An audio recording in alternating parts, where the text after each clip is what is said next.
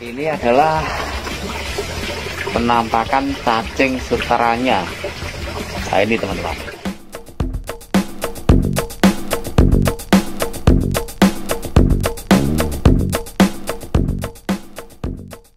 Halo, apa kabar sahabat bisnis terbaru? Meskipun banyak yang menganggap geli hewan yang satu ini, tapi jangan salah sob, budidaya cacing sutra banyak untungnya loh.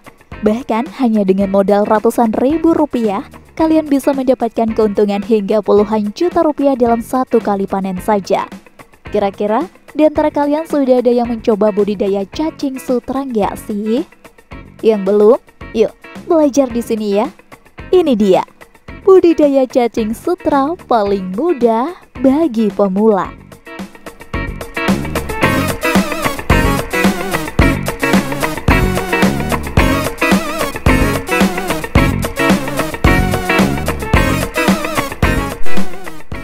Siapkan kolam yang memadai.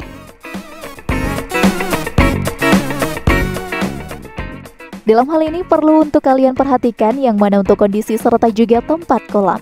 Diusahakan kolam jangan terlalu panas dan jangan terkena sinar matahari secara langsung. Karena untuk kebutuhan sinar matahari hanya berkisar di antara 30%. Ini dia beberapa langkah yang bisa kalian lakukan, di antaranya. Pertama, tanah digali sedalam 5-10 cm untuk kolam. Selanjutnya, buat kubangan lumpur dengan ukuran hingga 1x2 meter. Jangan lupa buat saluran air dengan 2 lubang sebagai keluar serta masuknya air.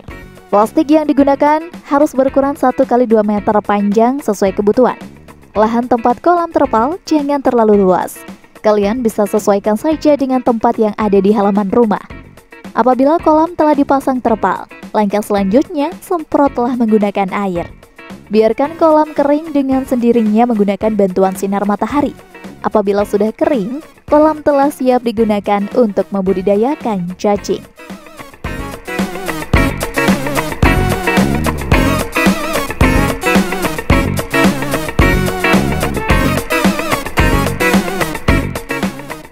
Gunakan benih cacing sutra berkualitas.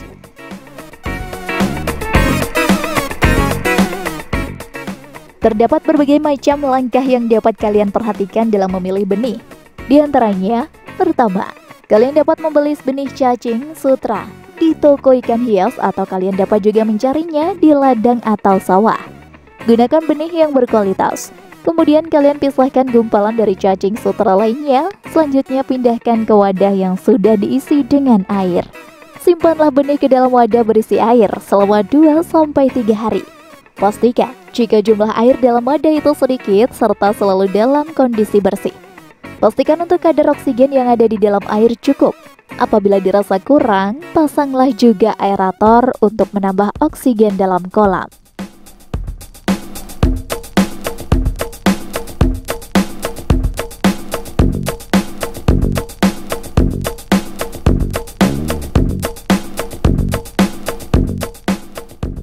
Buat media budidaya cacing sutra. Untuk tahapan ini merupakan bagian yang paling penting lantaran sangat mempengaruhi pertumbuhan cacing sutra. Ada beberapa langkah yang dapat dilakukan. Di antaranya, pertama, siapkan lumpur sawah yang dijamin steril dari banyak sampah. Hal tersebut untuk menghindari banyaknya bibit penyakit yang ada pada lumpur. Kemudian, masukkan lumpur sawah ke dalam kolam. Disesuaikan dengan jumlah besaran kolam.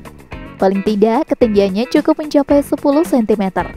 Lalu, siapkan pupuk kandang pada bak. Untuk jumlahnya kalian dapat kira-kira paling tidak sekitar kurang lebih 3 kg. Apabila sudah tercampur rata, masukkan pupuk pada kolam terpal yang sudah diisi dengan lumpur tadi. Aliri kolam menggunakan air bersih hingga semuanya media cacing terkena air. Setelah itu, barulah diamkan kolam kurang lebih 3 hari agar kualitas pupuk dan lumpur lebih baik untuk digunakan pada bibit cacing.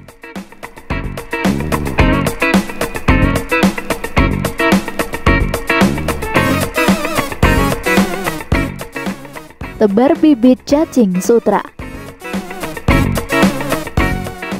Sebelum kalian melakukan penebaran bibit cacing sutra, pastikan terlebih dahulu jika kalian mendapatkan bibit cacing sutra dari pihak pembibitan cacing sutra yang tersertifikasi atau berpengalaman.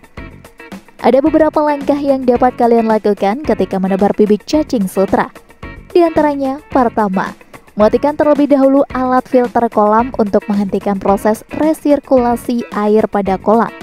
Lakukan aklimatisasi selama beberapa hari kemudian untuk menyesuaikan suhu air supaya cacing sutra tidak stres. Letakkan bibit cacing sutra ke permukaan air kolam. Diamkan selama kurang lebih 30 menit sampai 1 jam. Timbang berat bibit cacing sutra untuk menyesuaikan kapasitas pada kolam.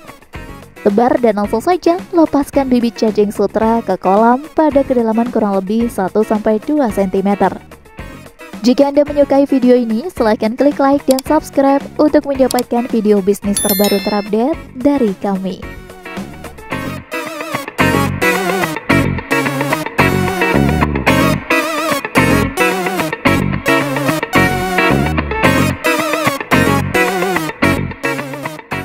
Perawatan cacing sutra. Hal yang paling terpenting yang harus dilakukan untuk tahap ini, yaitu dengan cara menjaga kenyamanan cacing agar tidak stres.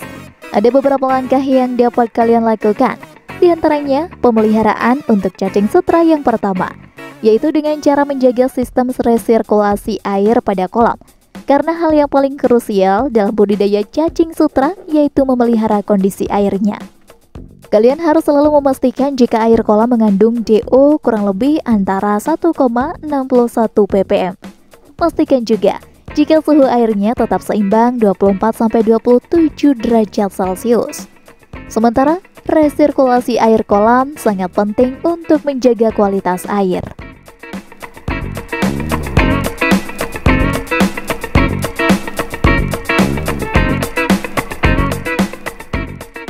Panen cacing sutra dengan benar. Lanjut dulu yang terakhir tahapannya yaitu memanen cacing sutra. Panen cacing sutra adalah mengurangi koloni pada cacing sutra. Apabila bagian atas pada cacing sutra diambil maupun juga dipangkas pada bagian bawah dari bagian koloni cacing yang akan berkembang biak lagi.